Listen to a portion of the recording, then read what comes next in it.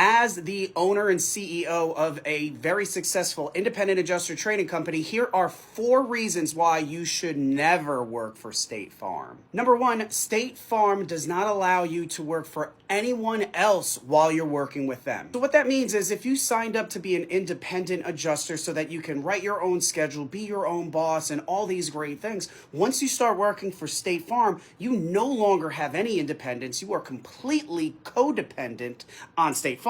Reason number 2 is that State Farm does everything very, very different compared to the other insurance companies throughout the country. They created this certification process so that they know that no matter what you were doing before you were working for State Farm, you now know how State Farm likes everything to be done. But since it's basically all new adjusters that ever work for State Farm, people don't know how other claims are handled, so they're just learning the State Farm way. The problem with that is that if someone gets smart enough to leave State Farm, they don't actually know how claims are handled, in like the real world. The third reason is that most State Farm positions are W-2 and not 1099. Because you're W-2 and not 1099, it's much harder for you to enjoy many of the tax benefits that come along with you being your own business, which ultimately means that you pay more in taxes. The fourth and final reason why State Farm sucks to work with is because of their dreaded DNR list. DNR stands for Do Not Rehire. Be put on the DNR list means that you will no longer work State Farm claims whatsoever. It's another word for saying you're fired. If you don't go out on assignment with State Farm, you could end up on the DNR list. If you don't show up to work, you could be on the DNR list. If your manager doesn't like you very much, you can be on the DNR list. State Farm will make sure that you know all about the DNR list because they want you to stay put and